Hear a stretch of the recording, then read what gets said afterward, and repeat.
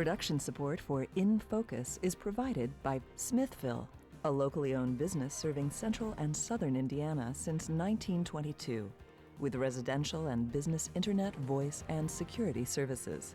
Smithville, local pride, global technology. Information at smithville.net, and by viewers like you. Thank you. It's been almost 10 years since lawmakers passed the No Child Left Behind Act, and the achievement gap in education is still wide. New results from a federal test show that nationally, minority and non-minority 17-year-old students scored about the same as teenagers from the early 1970s. And for Indiana, a 2007 study shows a wide gap at the advanced level in reading and math between minority and non-minority 4th and 8th graders. Tonight, we put diversity and education in focus.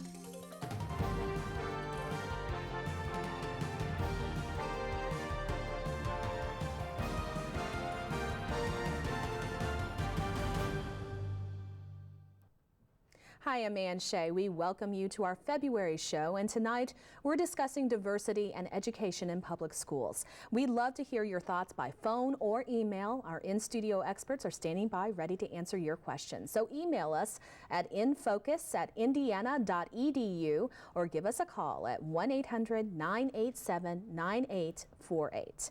Well, President George W. Bush signed into law the No Child Left Behind Act in 2002, and now, almost 10 years later, experts are saying not much has changed in terms of diversity in education. For Indiana, this means that a large achievement gap still exists in public schools among white, black, and Hispanic students. In a 2007 study of Indiana 4th and 8th grade students, a significant achievement gap existed among minority and non-minority students in reading and math. Here's more on what these statistics mean about diversity in Indiana's public education system. It's been almost 10 years since lawmakers passed the federal No Child Left Behind Act, but experts say test results show the law has failed to close the education gap. Currently, 50% of black boys who begin high school in the inner city don't finish with their classmates. We know among Latino populations also that the completion rate is significantly lower. About 30% drop out. It's an even higher dropout percentage for those who are immigrating to the United States. A lot of the nation's focus on public policy and education at every single level, from the school level to the federal government, has really been about closing achievement gaps. And that's certainly laudable. Those gaps are way too big. It's inexcusable in this country.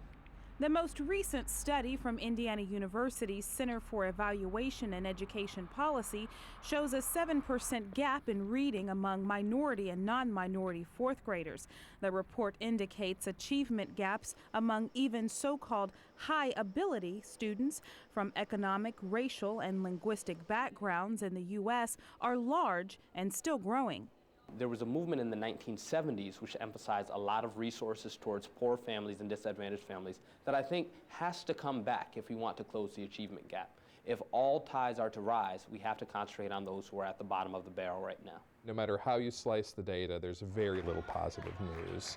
Tonight, we discuss the instructional gap in the American public school system and other factors affecting delivery of education to all as we put diversity in education in focus. And as always, joining me is WFIU's news director, Stan Jastrzebski. Stan, tell us who's joining you tonight. And later on in the program, we'll have a two-part interview with State Superintendent of Public Instruction, Tony Bennett, and we'll talk to him about that achievement gap and those numbers. That comes up starting in a few minutes, but right now, though, back to you. Thanks so much, Stan. Well, tonight, starting off our panel discussion, we have Dr. Gerardo Cummings, Assistant Professor of Spanish Language, Literatures, and Cultures at Indiana State University, and Dr. Taryn Armstrong, Superintendent of Seymour Community Schools, and Dr. Stephanie Carter, Associate Professor in the School of Education for Indiana University. Thank you all so much for being here. Dr. Carter, I'd like to start off with you first, and I want you to talk about the story that we just saw about the increasing gap for underrepresented students. What do you think about this study and that statement?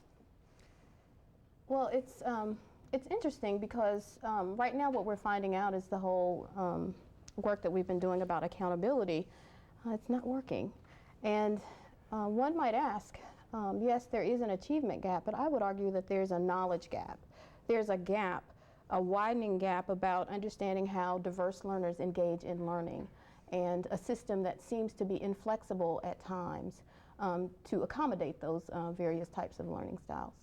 Taryn, we were just talking before the show. Tell me a little bit about the Seymour Community School District and its situation right now in terms of minority students. Southeast Indiana is experiencing a rapid growth in the Hispanic Latino population. And it's something that I think that should be welcomed and something that we should look forward to and address in a very positive way.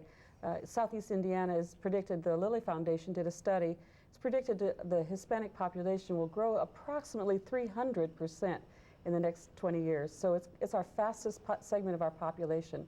And Stephanie is exactly right. We really need to focus on effective instructional strategies, inclusionary practices, rethinking what we have always taken for granted as how we assess kids, how we teach them, how we involve parents, how we make school a great place for everybody. And how is Seymour doing? Well, we're pretty normal. I wish I could say we're at the top of the heap. We have received several accolades. One of our elementary schools, Jackson Elementary, has our large ESL program led by an outstanding teacher. I'm not going to tell you her name because someone will steal her.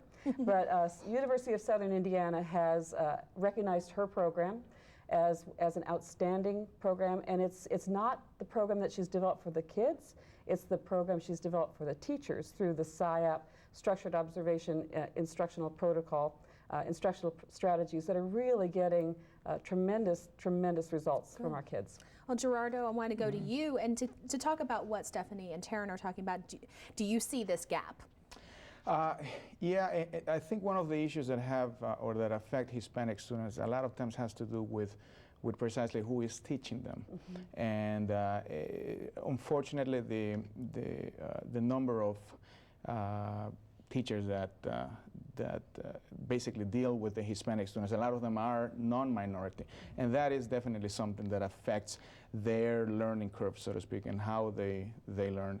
If also language issues that have to do with language, if we have students from other countries that may not speak the English language, and if you force them to learn in the English language, that can be a little bit of a problem for them. It's a very interesting, actually interesting statement. We'll get more to that in just a few minutes, but